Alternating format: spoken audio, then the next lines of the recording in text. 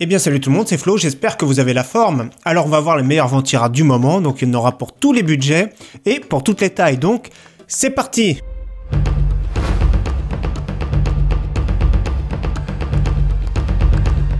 Alors donc on commence par un petit 92 mm. Alors le but d'un 92 mm, celui-ci, le Be Quiet Pure Rock en version slim, c'est de voilà, on veut juste plus de silence pour son processeur. On n'a pas envie d'avoir une tour, on n'a pas envie de se prendre la tête, donc on prend un petit Ventirad silencieux, qui va mieux refroidir c'est sûr, mais ici ce sera pas vraiment l'overclocking, ce sera pas vraiment son but.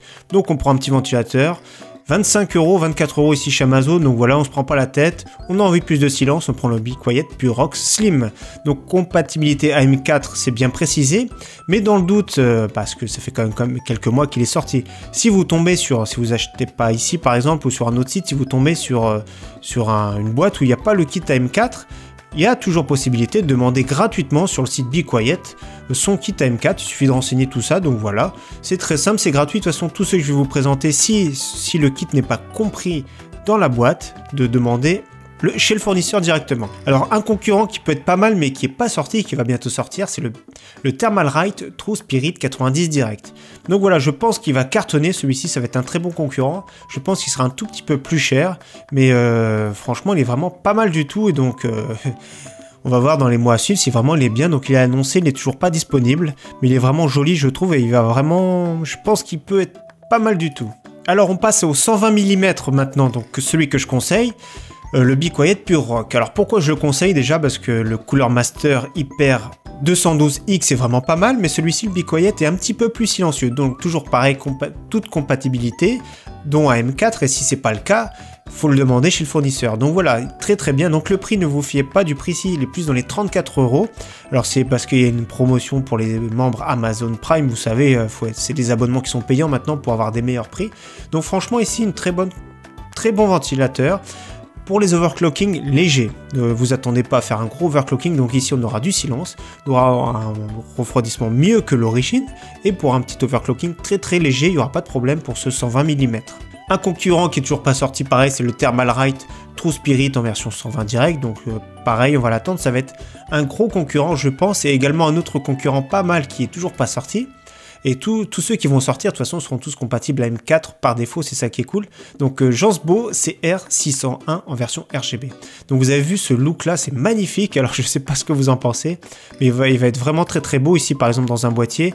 C'est vraiment du 120 mm, c'est pas les gros 120 mm, mais c'est un peu équivalent au Be Quiet Pure Rock, mais sauf que c'est version beaucoup plus sexy, on va dire. Donc en 120 mm, celui que je conseille pour le plus gros refroidissement, c'est le Thermalright Macho 120 Révision A. Donc voilà, un très bon refroidissement ici, un très bon rapport refroidissement-bruit ici, surtout les Thermalright. Tous les Thermalright sont vraiment silencieux en général et vraiment très performants. C'est une super marque, pour moi c'est la meilleure marque actuelle au niveau du refroidissement. Alors le seul défaut c'est qu'il est un petit peu encombrant, c'est du volume, mais par contre en hauteur il est quand même raisonnable avec 15 cm, donc c'est vraiment très bien. Donc ici une bête de performance pour moins de 45 €, ici moins cher chez Cdiscount. Franchement pour du 120 mm c'est celui-ci qu'il faudra, c'est le meilleur compromis de tous. Donc on va regarder ce que ça donne par exemple sur une carte mère, voilà.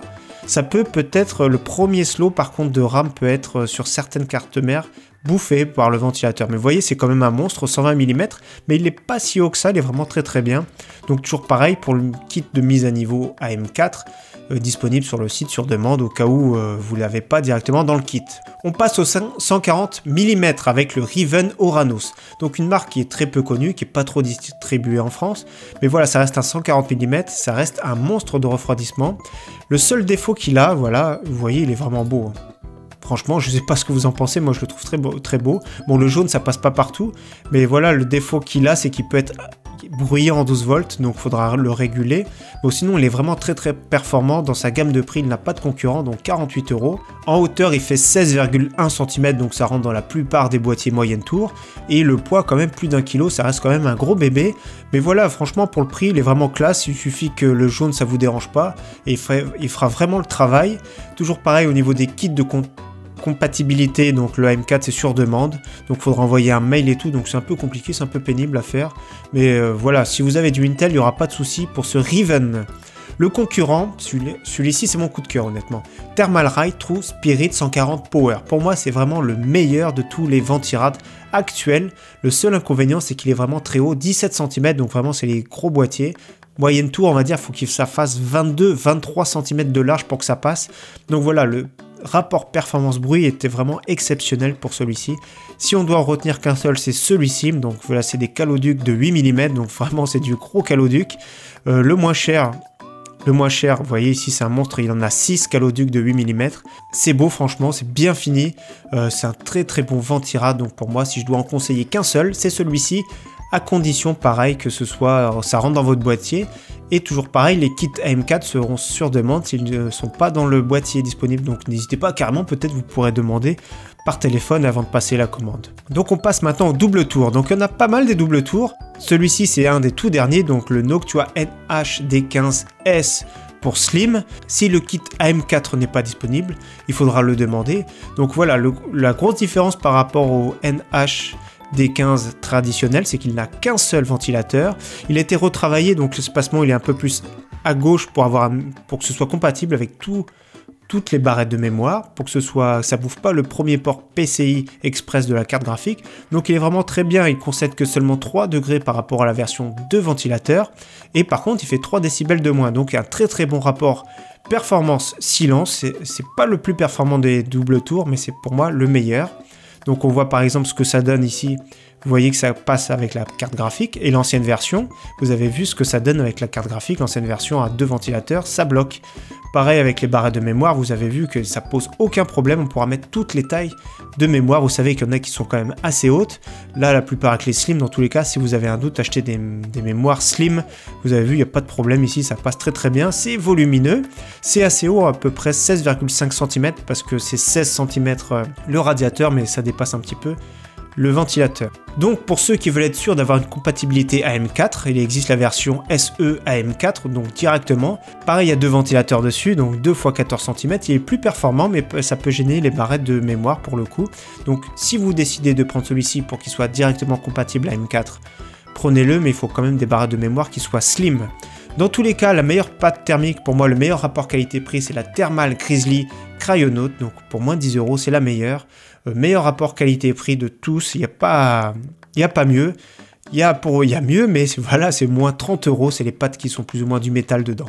Donc voilà, j'espère que tous ces Ventirad vous plairont. Il y en a pour tous les goûts, il y en a pour tous les budgets.